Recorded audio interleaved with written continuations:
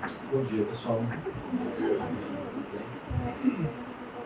Pessoal, eu queria primeiramente agradecer por isso, o convite do Adriano.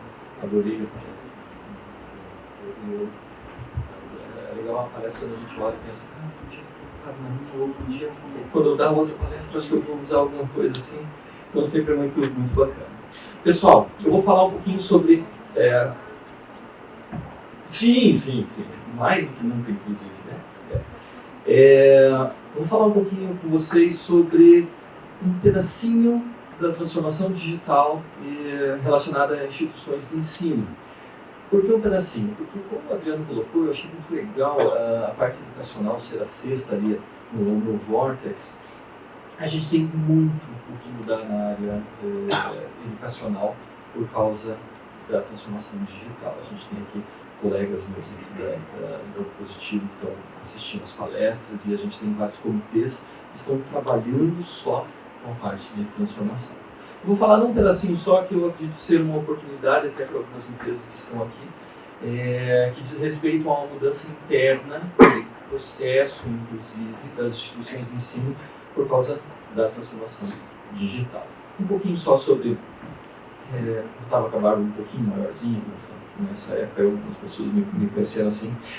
Eu sou coordenador do Centro Tecnológico Positivo, que tem todos os cursos da área de tecnologia, do Centro de Tecnologia também, do Positivo, que eles são todos os tecnólogos, faço coordenação da pós de computação e também trabalho com o Adriano na CESP como diretor adjunto de políticas educacionais. Um pouquinho só, bem pouquinho sobre a Universidade Positivo, para quem não conhece, para quem é de fora. Então hoje o Grupo Positivo é um grupo muito grande. Então a gente tem de educação 45 anos de trabalho, né, na área educacional. A gente tem mais de 50 cursos presenciais, agora a gente está com o EAD enorme também, e centenas de cursos de pós-graduação. Então tem desde o prézinho até o doutorado, então toda a faixa de educação. A gente tem essas 4 sedes principais, mas tem outras também. Então tem aqui o campus Ecoville, né, que é o mais conhecido do teatro e tudo mais. A gente tem uma unidade na Santos Andrade, uma na Praça Osório, bem pertinho. Tem a Faculdade Positivo em Londrina. E daí agora, nossa, a gente tem algumas outras unidades. Tem a da Ângelo Sampaio, a Catarina Laboreira e algumas outras também. Mas essas são as principais. E só uma informação, o Centro de Tecnologia da área do Positivo, todos os cursos de informática do Positivo, eles são o maior conglomerado que a gente tem de cursos e alunos no sul do país, na área de informática. A gente tem mais ou menos 2.000 alunos, mais de 20 cursos, só da área de informática, mais de 100 professores em 5 unidades no estado do Paraná. Antes de falar da transformação digital e do que eu vou, do pedacinho da transformação digital que eu vou passar para vocês, eu queria falar um pouquinho sobre o que é uma instituição de ensino no Brasil. Você pensa, mas peraí, instituição de ensino superior, uma IES, todo mundo sabe teoricamente o que é, mas nem sempre a gente tem toda a clareza de como funciona uma instituição de ensino. De uma maneira bem simples, e até parafraseando o nosso reitor, professor Pio, uma instituição de ensino superior privada no Brasil é uma empresa de natureza, obviamente, privada, porém com atividade fortemente regulada pelo governo. Em outras palavras, a gente tem uma atividade privada, só que a gente tem que seguir muitas regras do governo. Na verdade, ser altamente regulada pode ser bom e pode ser ruim. Dependendo de algumas situações, pode ser bom. Se a gente conseguir utilizar essa regulamentação ao nosso favor, e o nosso favor, na verdade, é sempre a favor do aluno, pode ser bom. Mas também tem coisas ruins. Se a gente for pensar, é bom, porque, de certa forma, eu coloquei entre aspas, garante o mínimo de qualidade de serviço. Então, você ter uma regulação, no fundo é para isso. É para você garantir essa qualidade mínima. Só que, claro, eu coloquei entre aspas o garante e o qualidade, porque existem divergências em relação às avaliações externas e tudo mais que acontece para se realmente você consegue garantir. E o que quer dizer qualidade, que se eu perguntar para todo mundo aqui pode ser muito diferente o termo para um e para outro. Mas no fundo ajuda o consumidor, através dos resultados das avaliações externas, a escolher. Então ajuda os alunos, eu vou para essa universidade, eu vou para aquela, então eu consigo através de notas, através de CPC, IGC, todas aquelas siglas, a nota do ENAD e tudo mais, ENEM e tal, eu consigo dar uma ajuda aí para o consumidor, para ele já voltar para um ou para outro. Mas de maneira geral, a regulação ela engessa e sem sombra de dúvida ela onera muito o processo. E no final das contas, quem vai acabar pagando a conta é o consumidor, é o cliente, é o aluno, porque é bastante onerado. Mas ok, tudo tem um custo também. Se você tem benefício, você vai ter algum custo. Ela engessa um pouco o processo, porque para quem trabalha dentro de uma instituição, né, Silvia, a gente sabe o quanto se gasta para a gente conseguir cumprir através de editais, portarias. O Sérgio está aqui também, o Sérgio sabe melhor do que todo mundo. Como é custoso a gente conseguir atender tudo que o Ministério da Educação pede. Mas, como eu falei, sempre tem um custo para algum benefício. Agora, eu trabalho com o Adriano há bastante tempo, e há bastante tempo na CESPRO cuidando da parte de instituições de ensino no estado do Paraná. Já trabalhei em várias instituições de ensino também, e eu posso dizer para vocês com certeza uma coisa: existem muitas instituições de ensino que, pelo fato de serem altamente reguladas, elas acabam utilizando essa informação também para dizer, mas a gente não consegue inovar muito, porque você veja, o Ministério da Educação não deixa fazer isso, não deixa fazer aquilo. Quantas vezes, né, Adriana, a gente já conversou sobre isso, as instituições não querem fazer isso, não querem fazer aquilo, porque o Ministério da Educação não deixa. Também não é bem assim. O Ministério da Educação não é um bicho-papão, não engessa tanto quanto as instituições às vezes falam. Alguns exemplos aqui, eu trouxe poucos exemplos, poderia passar o dia falando de exemplos sobre isso, mas vamos lá.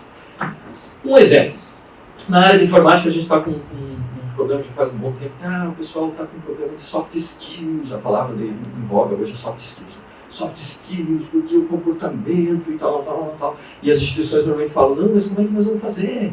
Com o comportamento a gente tem que ensinar cálculo, a gente tem que ensinar diferenciais, integrais e tudo mais. Vou dizer para vocês, nesse ano foi o primeiro ano que a Universidade Positivo conseguiu abolir a disciplina de cálculo nas engenharias. Sim. Esse ano a gente não tem, em nenhuma engenharia a gente tem cálculo. A disciplina de cálculo. Então, isso chega a dar um nervoso, né? Quando você escuta um negócio desse, você pensa, meu Deus, como é que pode eu ter um engenheiro civil que não tem cálculo?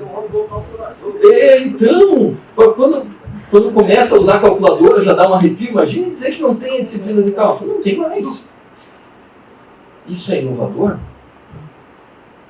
Acho que a maioria deve ter pensado, eu acho que já está no limite do inovador para o irresponsável, ou alguma coisa assim, né? Por aí. É claro, é uma doideira. Mas não tem. Você pensa, mas não é possível. Como é que eu vou criar um engenheiro, sei lá, de elétrico, sem cálculo? Eu não falei que não tem cálculo. Não tem a disciplina de cálculo. E isso é muito diferente. A disciplina de cálculo é uma disciplina estanque, onde ensina um monte de coisa para o cara no primeiro ano, e quando chega no quarto ano, ele não lembra de 90% daquilo que ele viu, ele vai ter que aprender aquela coisa. Isso acontece em todas as instituições. Agora, o que a gente está fazendo? De uma maneira transversal, a gente tem disciplinas onde vai ensinar ele a fazer alguma coisa, e se essa coisa precisa de cálculo, ele vai aprender aquilo do cálculo que precisa para aquela coisa. E o que é essa coisa? Essa coisa é algo intrínseco ao perfil do egresso. Em outras palavras, ele não precisa aprender um monte de cálculo para usar 20% para fazer o que a profissão dele pede, como é feito hoje. Ele aprende na hora, com a necessidade de projetos, através de competências e através daí de metodologias todas diferenciadas de sala de aula. Um exemplo, como eu disse, podia ficar um tempão falando sobre isso. Outra coisa, eu estou fechando para o ano que vem, que para a área de informática, para os cursos de informática, vão fazer um piloto ali. A gente já tem um piloto rodando na arquitetura, e agora para o ano que vem, se tudo der certo, a gente vai ter para informática. Eu vou pegar um andar inteiro lá do bloco vermelho, nem falei, estou fechando o orçamento. O bloco inteiro do vermelho, e a gente vai quebrar as paredes, para não ter sala de aula. Sala de aula, tanto quanto disciplina, é um negócio que limita muito a gente. É um limitador administrativo que você acaba influenciando no aprendizado. Em arquitetura, se vocês forem na Universidade Positivo, eu quero ver as salas de arquitetura. Não, você vai ver um andar aberto, sem parede, onde você tem num ambiente aula com o pessoal de quarto ano, do pessoal do primeiro. Você vai ver o professor do quarto ano falando e já trazendo o pessoal do primeiro. Escutem aqui, isso aqui. Façam equipes. Por que eu não posso fazer normalmente equipe com alunos que são do primeiro ano e do terceiro ano? Porque eu tenho uma parede. Eu tenho limitação de disciplina e outras coisas. Como você não tem mais essas paredes, fica muito mais fácil. Já faz mais de um ano que o curso de arquitetura faz essas equipes de trabalho com alunos que são do primeiro, do quarto, cada um respeitando o seu skill, cada um respeitando o quanto aprendeu até agora, mas eles têm esse trabalho. E para o ano que vem, se der certo, a informática vai ser assim. Para que eu vou limitar? Vamos lá. E gestão eletrônica de documentos, que é o que eu quero falar com vocês aqui hoje, na verdade. As instituições de ensino estão utilizando a gestão eletrônica de documentos? Elas estão utilizando essa tecnologia? Vendo o horário, né? Para não passar muito, senão eu estou desse caminho. Me dá uma bronca. Nem está aqui para dar bronca, mas daqui a pouco ela volta. Será que estão utilizando? Será que não? Como é que está? Em que pé que está essas coisas? Porque vocês devem imaginar, mesmo quem não trabalha numa instituição de ensino, é que se tem uma coisa que a gente tem bastante lá dentro é documento. Jesus amado, como tem papel, como tem documento dentro de uma instituição de ensino. Isso faz com que a implantação de sistemas de gestão eletrônica de documentos possa ser um grande desafio, mas também faz com que possa ser uma grande oportunidade, né? Porque a gente tem documento tanto demais. Então vamos lá. Gestão eletrônica de documentos pode ser implantado numa instituição de ensino superior? Essa pergunta faria muito sentido há um tempo atrás, há 2 anos atrás, 3, 4 anos atrás. Hoje nem sentido faz mais, porque hoje já não é nem pode, é deve. Portaria 315. Quem é da instituição de ensino aqui? Levanta a mão, fazendo um favor, só para eu... Olha. Quem é da instituição de ensino já deve ter ouvido falar nesse número 315, né? A portaria 315, como eu falei, a gente é bastante regulado, né? De 4 de abril de 2018, deu um prazo de 24 meses. De 24 meses, então, até abril do ano que vem, para que as IES, todas as instituições de ensino superior, privadas e públicas, coloquem sistemas de gestão eletrônica de documentos. Então, em outras palavras, esse é o ponto que faz com que, pelo menos na minha opinião, seja bom você ser altamente regulamentado. Porque é óbvio que a gente tem, eu vou falar depois para vocês, muitas vantagens, tanto no nosso cliente e, por consequência, obviamente, a gente, de implantação desses sistemas. Peraí, desculpa, não falei aqui. O que deve ser feito? Na verdade, bastante simples, né? Então, devem ser digitalizados todos os documentos dos alunos, desde que eles fazem a matrícula até a saída deles, até a parte de diplomação. Então, todos esses documentos têm que estar num sistema de gestão eletrônica de documentos. Então, toda a vida acadêmica dos estudantes tem que estar nesses sistemas. Vou passar algumas informações sobre essa portaria 315 bem rapidinho, só para vocês entenderem o que vai precisar ser feito e até quem for de empresa que trabalha com isso entender a oportunidade. Premissas básicas, né? Acesso restrito aos dados, então tem que ter uma parte de segurança, então políticas de segurança, e um armazenamento confiável. Óbvio. Critérios para digitalização. Notem que eles estão com algumas preocupações que são bem interessantes, né? Confiabilidade, autenticidade é uma preocupação bem bacana. Integridade e a durabilidade dessas informações no processo. E o caso que eu não gosto, aí na opinião pessoal do Christian, que às vezes a gente é altamente regulamentado e eu não tenho problema quando falam, você tem que fazer isso, tem que fazer aquilo. Eu não gosto muito quando eu enfio o como no meio, como fazer isso. Eu nunca gosto disso. Eu penso, cara, me fala o que eu tenho que fazer, o como deixa que me viram, né? Mas volta e meia, em certificação e outros, eles vêm com o como. E aqui é o como, né? Então você tem que criar um comitê gestor de políticas de segurança, de informação, e esse comitê tem que fazer isso, tem que fazer aquilo, mas ok, tá aí, tá dentro. Então esses são os critérios. A portaria 315 tem critérios para a implantação de sistemas de gestão eletrônica de documentos. Tem que ter esse sistema? Tem que ter. Tem que ter um sistema para isso, o que é uma grande oportunidade para as empresas que trabalham na informática, que trabalham com com sistemas assim.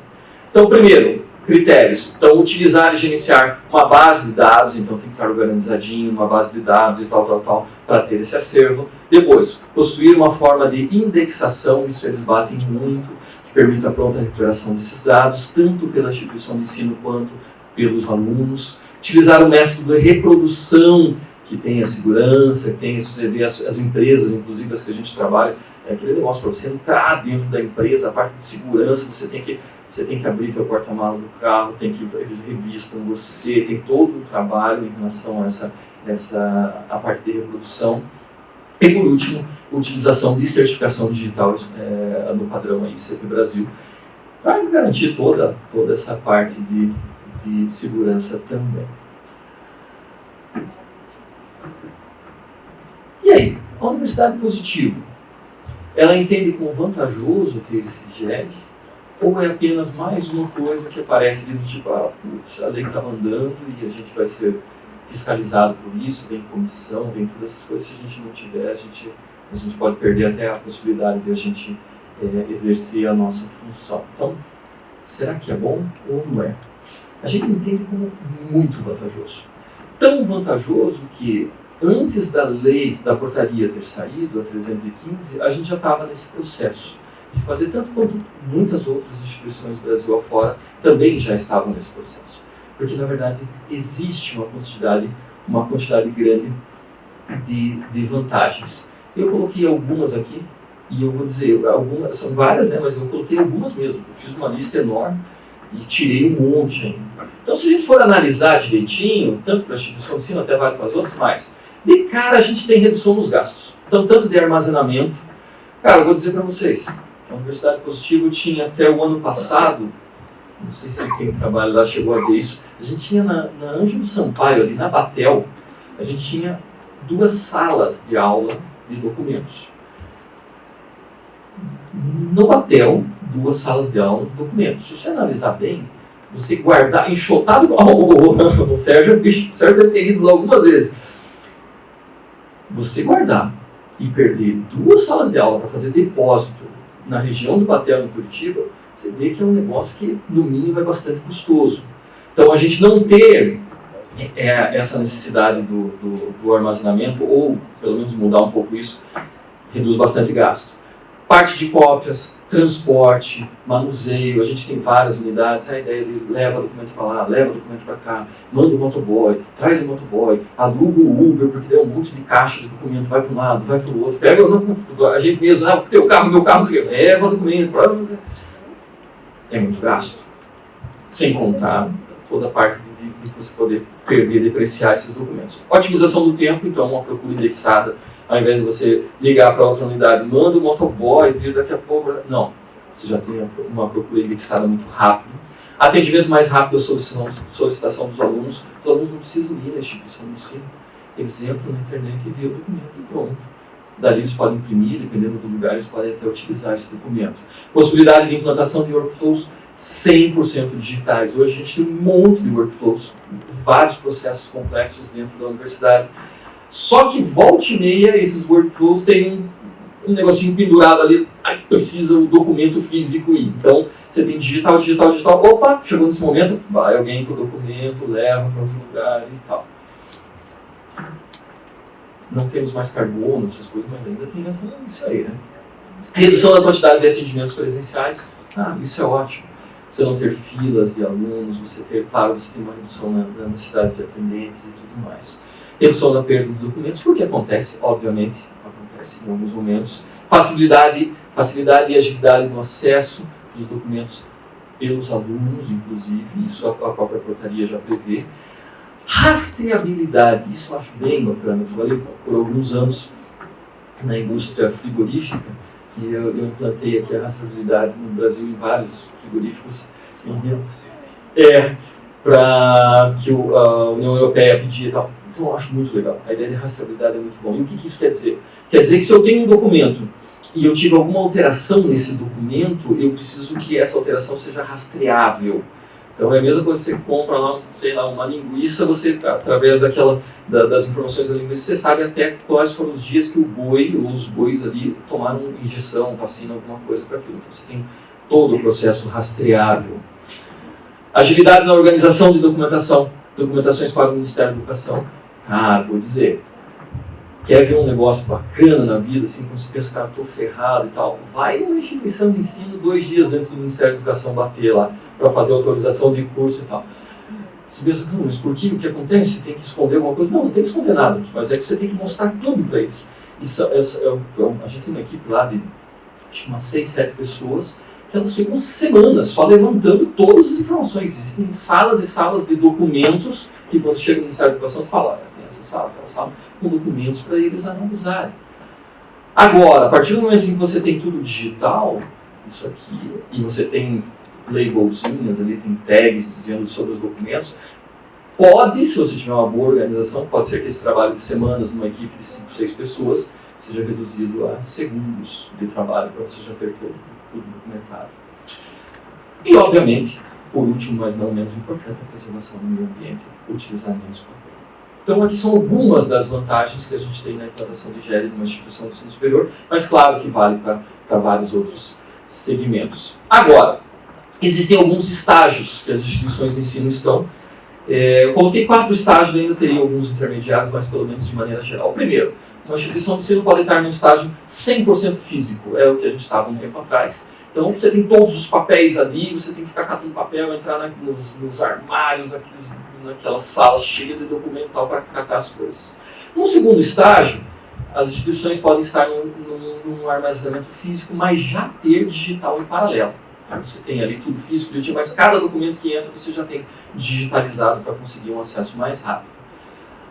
No terceiro estágio, físico, terceirizado e digital. Então você já não precisa guardar aqueles documentos, você deixa alguma empresa terceira fazer isso. Inclusive a empresa terceira já faz toda a digitalização. Então você só manda o documento para lá e é bem legal porque é um processo, cara, aquele negócio com segurança, com empresa de segurança, com seguro do documento, com revista de carro, revista das pessoas, credenciais e tal, para sair o documento da instituição até a terceira e eles fazem a parte de digitalização e no último estágio 100% digital.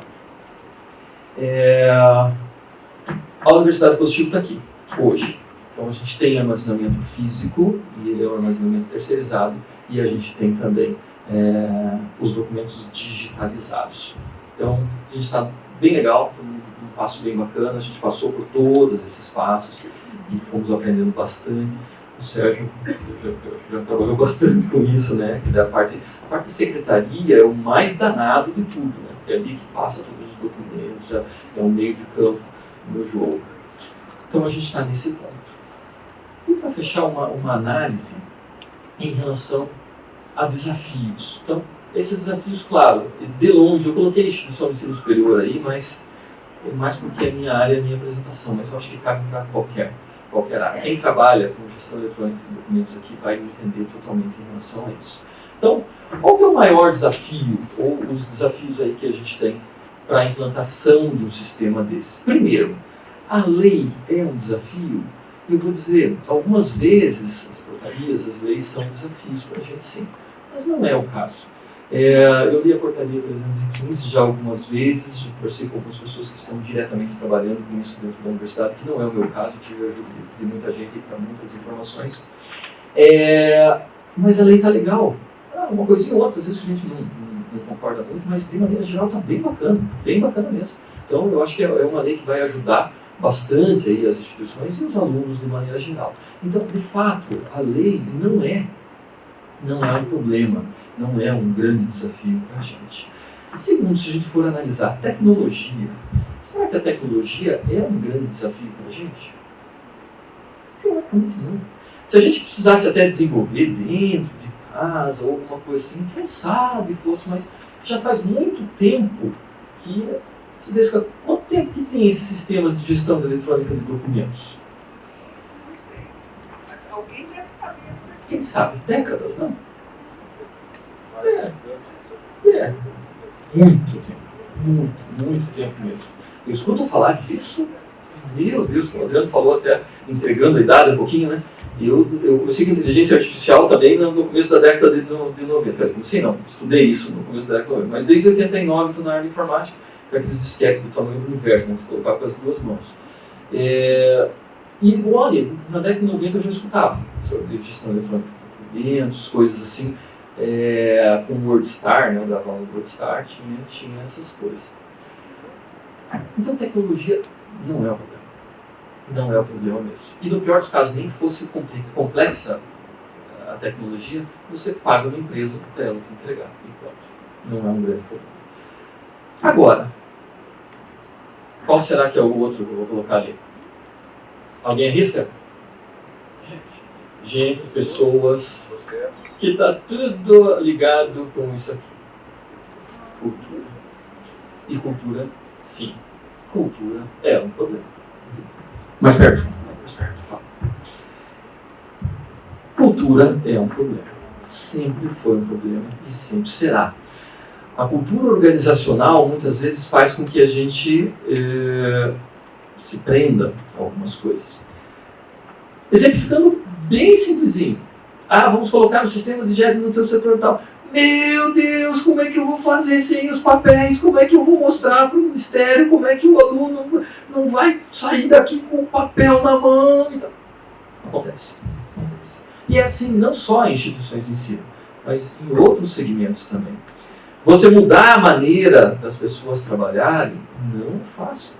E as pessoas têm a tendência, igual o Adriano falou, de achar que só porque ele está, por acaso, vivendo naquele momento, aquela disrupção é a pior do universo, né? Como se não tivesse existido luz elétrica, o rádio que vocês comentaram, o telégrafo, como se não tivesse outras pessoas passando algo absurdamente pior.